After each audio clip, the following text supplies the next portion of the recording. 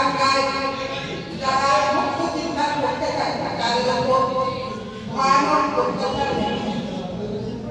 আমরা কোনো ক্ষতি করি না, আমরা কবিতা, আমরা গান গাই, তা নিয়েই আমার লড়াই। আসলে আমাদের সব জমির কেন্দ্রস্থল থেকে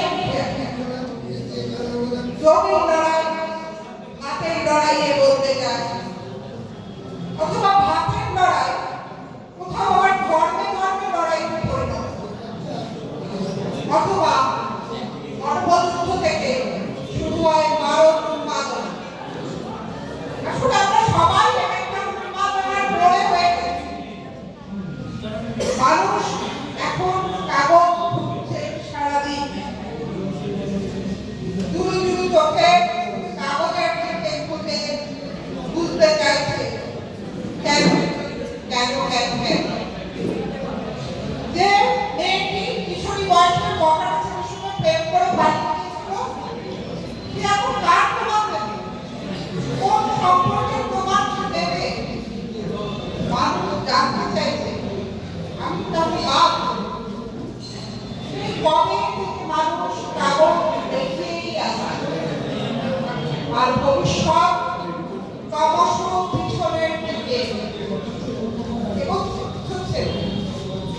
সারা জীবন ধরে যারা এই দেশের মাটিতে বীজ রুইল, এদেশের ইমারত করল, যারা দেশের বদলে দেশ করতে শিখল, যারা তাদের ছেলে মেয়েদের খাতার খাতায় আমার দেশ আমার গর্ব করতে শেখালো, আর তারা সবাই একটা বিরাট প্রশ্নচিহ্নের সামনে।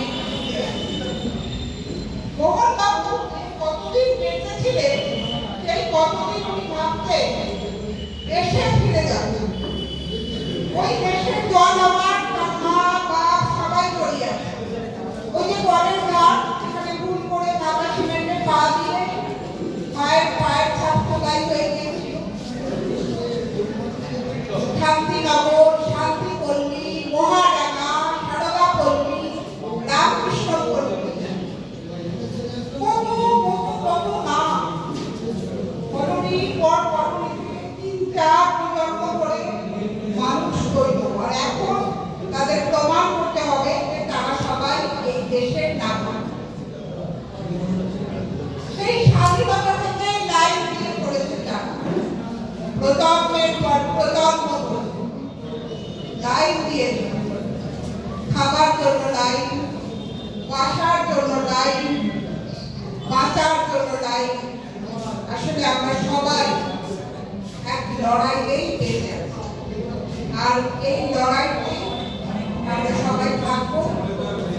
আমরা নতুন বছরকে এই লড়াই দিয়ে স্বাগত জানাই।